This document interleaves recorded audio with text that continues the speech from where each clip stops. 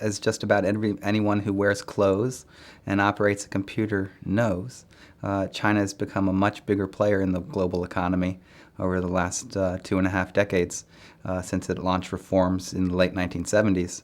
Back then, you would go to China and you would think you were traveling to the moon, and calling from China to anywhere else in the world actually felt like the moon. I think actually the phone call from the moon would have been easier and smoother.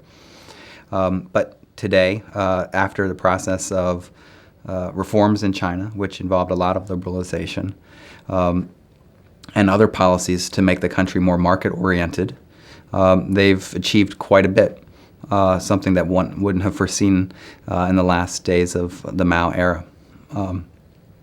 They are now one of the world's top 5 trading countries. They are the largest destination of foreign investment, and for just about any country, especially in the developing world. So last year, China was the destination for about $70 billion of investment from multinationals from East Asia and elsewhere. And this has really transformed the economies of the region around China, as well as the global economy. Certainly, just the example I brought at the beginning with computers, now most of the internal parts of the computer, from the motherboard to the screen to other things, at some point are in China to be assembled or even in some cases designed.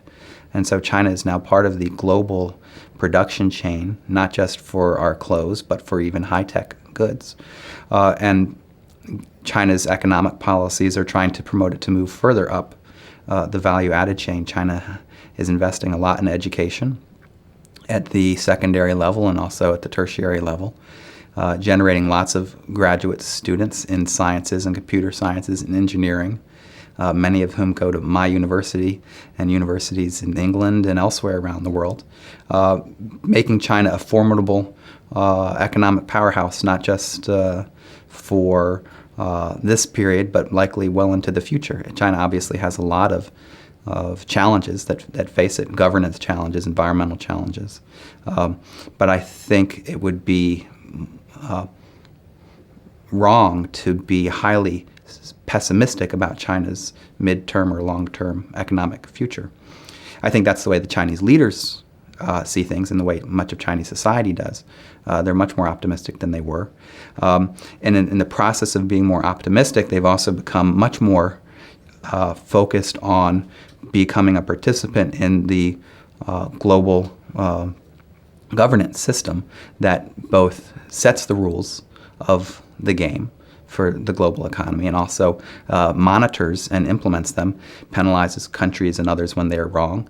And as a part of that, China joined the WTO in 2001 after a 14-year negotiating period where it made a lot of concessions in that process, which left some Chinese quite unhappy about it. But it was part of their process of reform to promote reform. The Japanese have the phrase gaiatsu.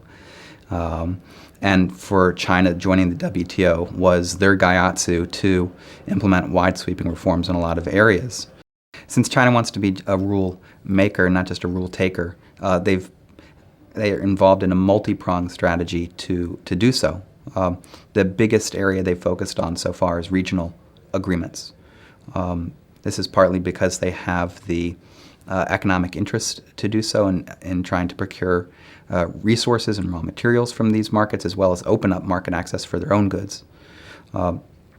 They also, this is part of regional areas also where the U.S. and others from the EU have devoted less attention recently because of the war on terrorism. So the Chinese are sort of taking advantage of sort of this lack of attentiveness. And so over the last 6 to 7 years, the Chinese have engaged in high-level diplomacy, sending their leaders to summits all across the world. They've traveled to Africa multiple times, to multiple countries, Latin America, the Middle East, Southeast Asia, Europe. And on each trip, they sign agreements for individual types of investment deals, as well as more extensive agreements for trade and economic cooperation. So they've got this pile that keeps growing in agreements, which has been quite beneficial to them economically and I think diplomatically as well. So China, I think there's obviously some concern among other developing countries that are competitors with China, not just the U.S. and EU, that China is an economic threat. But this economic diplomacy has helped to at least dampen down some of those fears among at least some of the people in these parts of the world. I think that's where China's been most successful, and they're going to continue to invest a lot of energy. But multilaterally, they're also becoming more active. China, as a member of the WTO, probably isn't as active as its trade size would suggest it ought to be.